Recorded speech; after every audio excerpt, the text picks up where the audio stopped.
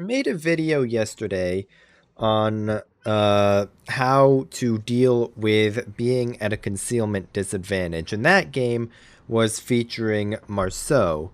And I read a few of the comments on it that I got, and one comment stood out in particular about this particular ship, the Akatsuki, and basically what it boils down to is that different ships deal with being outspotted differently. And that's a very good point because being outspotted in an Akatsuki is going to be very, very different from being outspotted in a Marceau. Because these are two like completely different opposite ends of the spectrum type of ships. So I thought to myself, I should revisit Akatsuki and see if I can get a good game in her. And this is that game. This is obviously a post-recorded replay. I literally just played this game. It's my first game of the day. And it's kind of like my warm-up, basically, before I like get down to sit a video. Yeah, I sit down to make a video, and then I brain fart because I'm stupid. Basically, I just have to get the inting out early. But anyway, first things first. Looking at threats to my ship, no carrier is very, very good for me. No radar is very good for me. Double Mahan, double Fubuki, and a U-69 for submarines. I do actually outspot both of those Mahans because the best concealment that it can get is 6.7 kilometers, which is kind of rough. But, you know, that is what it has to pay to have. I'm actually pretty sure it's the single highest DPM of all Tier 7's destroyers. I don't know off the top of my head, but I think it's definitely among the highest, if not straight up the highest. But both Mahans end up getting spotted over at B, so I'm not going to have to deal with that for right now. We do spot on a Nagato over here, and I'm looking at getting a torpedo strike on him until a Königsberg pops up.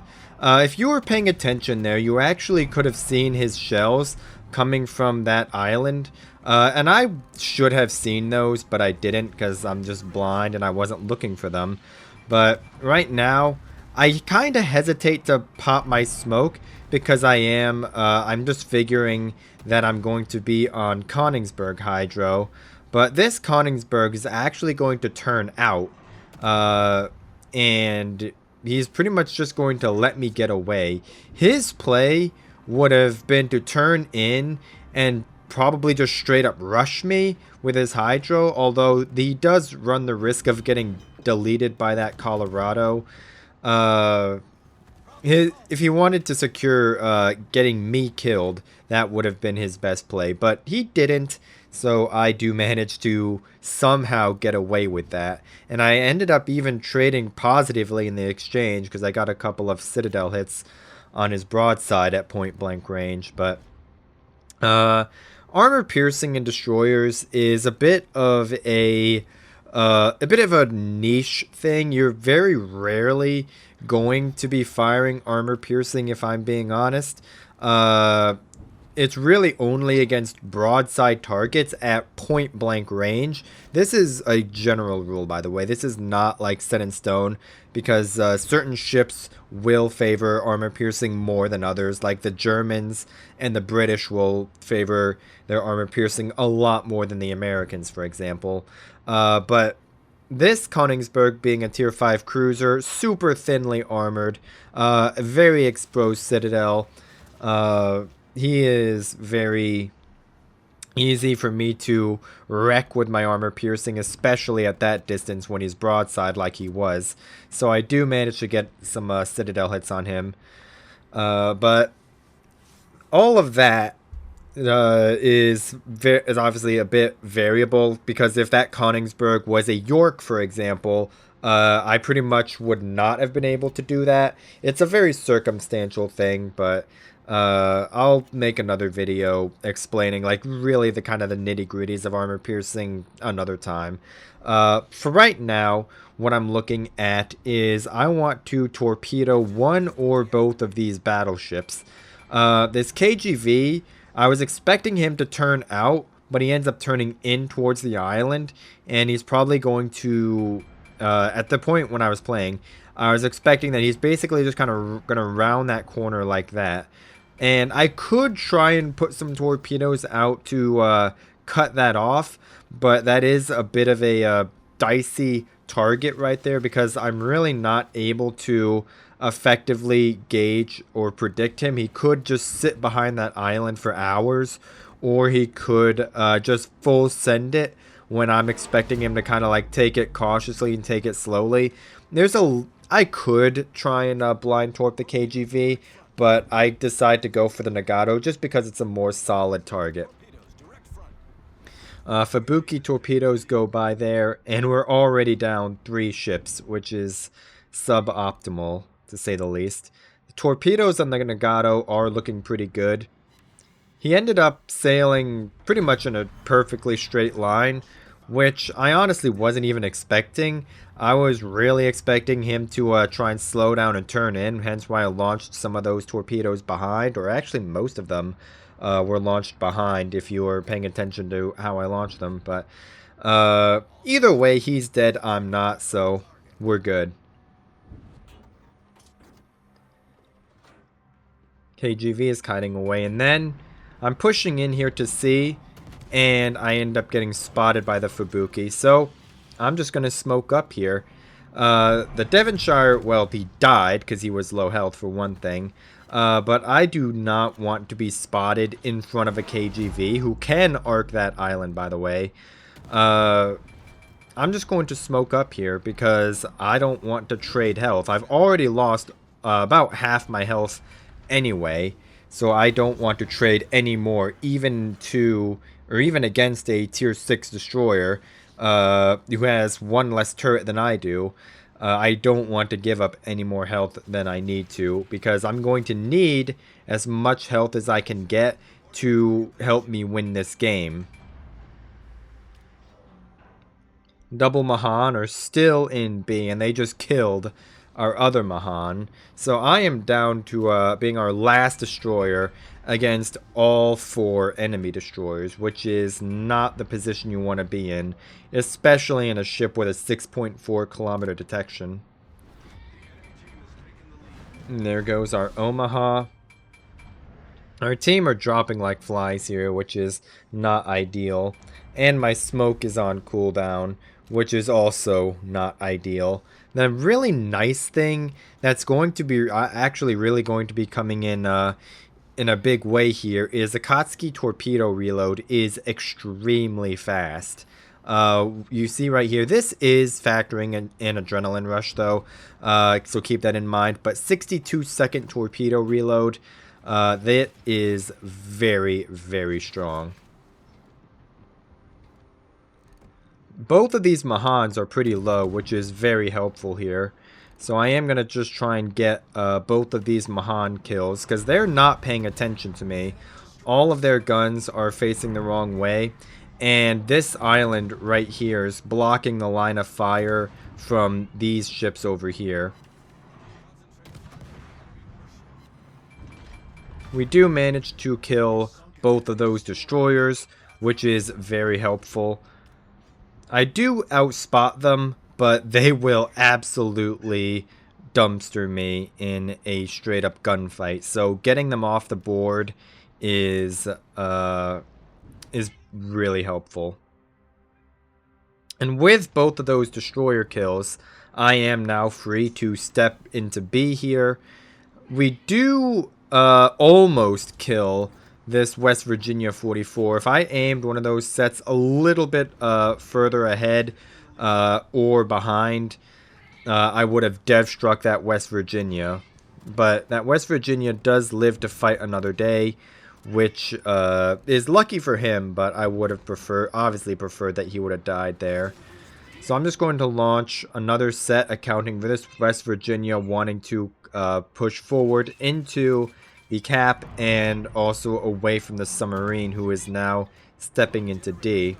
So this Colorado just shot. So I'm just going to smoke up here and start farming. Do manage to get him on fire. And I am banking right now on these torpedoes killing both of these battleships. The Colorado is going to kite out of range. I do run the stock range on the Akatsuki, and really the majority of the destroyers that I run, if you notice, ships like my Fletcher, my Kagero, I think I have a few vids on. None are, I mean, Kagero videos were relatively recent, but in most of my destroyers that aren't like extremely gun focused, like the French or the Russians, I do run the stock range because it does give me the ability to go dark easier after shooting because my gun bloom is smaller.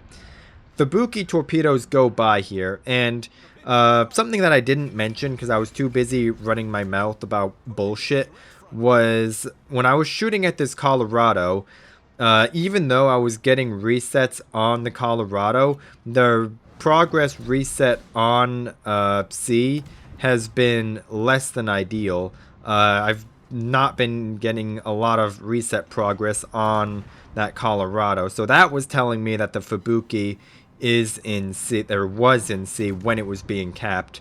So that's why I left that smoke when I did. And right here, we're also seeing that gun range coming into play. Even with the upgraded range, I think that Rio would have been out of range anyway. But this KGV, if he came out at the exact wrong time after I had shot, I would have been detected there. And that would have very easily been the death of me because I do not have any smoke left. So that is why I run the stock gun range. And I typically recommend running stock gun range in most stealth-based destroyers. There are a few exceptions. Of course, there's the French, there's the Russians. The British can also benefit from it.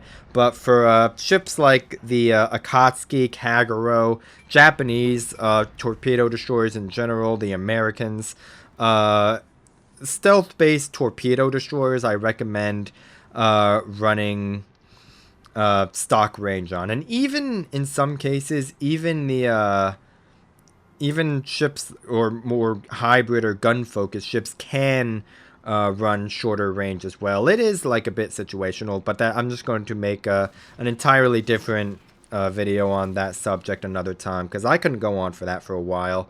I already have gone on about it for a few minutes here, but enough of that. Right now, we are behind. I actually don't even remember if this is... I literally just played this game. I think, no, the scores are not flipped because we're behind on ships. And our Nagato is donating. He is pushing straight into a KGV and a Colorado and a Fubuki. Possibly two Fubukis. And these guys are just going to wreck him. And the Nagato is firing HE. So he is basically dead. So what we're going to do is me and this submarine are going to push right into sea here. We have to get these caps because our Nagato is killing himself on purpose, basically. And we are going to need these caps because this Nagato kill is going to put us even further behind on points. And this right here is actually a misplay by me. I'm going to shoot at that Fubuki to try. I was trying to kill him right there, but he survives because he went dark right when I shot, and I didn't have as solid as a solution as I wanted to. So because I wasn't locked on, the shell dispersion was pretty wild, and I only hit one, and he survived because of it. And then I took a shot there, which leaves me on 82 health, which is not the point you want to be at when there's a Fubuki left that has 4,000 health. Even though 4,000 is not a lot, it's still a lot more than 80 fucking 2. So Our Nagato is killing himself, so go figure. And that is that. So right now, what we're looking at is we're about to cap C, and we're in honestly a bit of a good spot right here because all of their ships are fairly far away. They're either turned out or just really far from the cap. So we have a little bit of time after we get C here to make up this points disadvantage. Our submarine is going to kill this Colorado because this Colorado ended up beaching here. And what I'm going to do right here is I want to guarantee that this Colorado dies. So what I'm going to do is I'm going to launch torpedoes out ahead of him. Assuming that if that Colorado somehow lived, either the torpedoes ran out of range or his stern was saturated, if he somehow lived, the goal of those torpedoes was to cut off his escape path because he was in a position where he was most likely going to be turning and trying to go through that channel. So that's what those torpedoes were meant to catch him out for. Although the submarine does manage to kill the Colorado, which is very, very helpful because now, what the fuck was that? Well, okay. With the Colorado kill, that does put us ahead on points. So what I'm looking at doing is I'm just going to run up and around over here. I'm going to speed up this replay right here. I'm just going to basically take the relatively safe route to head towards A because we are about to lose B cap right here. And I'm expecting that this Fubuki, who is in, it is the Fubuki in B, by the way, and we know that because the KGV is not in B, and B is still being flipped. So, you know, that's that business. That's that business. And what I'm going to do right here is I'm going to launch torpedoes directly into C, because what I'm expecting at this point is for this Fubuki to run from B straight into C, because it is a much shorter shot from B to C than it is from B to D, and that also is going to put the what's it called, the Fubuki in a position to be able to walk at us after he caps it, whereas if he goes to D, he has to cap that, go up here, cap this, and then walk at us. And this is assuming that he's going to greed for damage. But he's not going to do that, actually, because this submarine is going to either hydrophone or straight up spot the Fubuki. And he's going to pop up on the minimap right around here. Yep, there he is. I think that was the submarine hydrophone that spotted that Fubuki. But right now, all I'm looking at doing is I want to put some torpedoes into this battleship, because the Fubuki is going to walk at me and at A until he ate torpedoes. But right now, with that Fubuki dead, it's all over. All that's left is a KGV who is never going to kill me unless I int into his detection range. But had that Fubuki lived, what I was expecting was that Fubuki to go into C and then walk at A. So that didn't happen. He ended up walking straight from B to A, which honestly I don't think was his play. Because the KGV could have pushed into A, although it would have been pretty dangerous pushing into a submarine and a destroyer without a destroyer screen. So I kind of I guess I understand why the Fubuki went the way he did. Although I do honestly, in looking back on it, I think their best play was just to go for caps. But whatever. It's really hard to say because this game could have gone either way. So that is going to wrap up this replay. This was a very close game and a very dicey game on top of that. So we do manage to top the U69, who, credit where it's due. You can hate submarines all you want, but this submarine, we would not have won the game without him. So absolutely credit where it's due. He played a very good game here, and the two of us basically carried our team like really fucking hard. So that is pretty much it for this replay. I think the main thing that this demonstrates is, first of all, the importance of caps and not killing yourself, but also the importance of protecting your own life.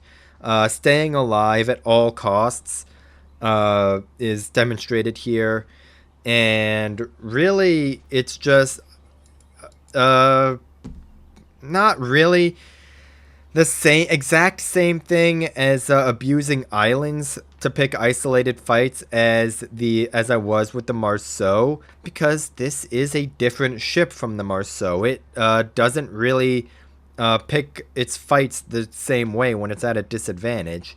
So it has to rely not only on islands, but it also does have smoke to fall back on, but in exchange it does not have the gunpowder to fall back on like Marceau does. So that, if that makes any sense.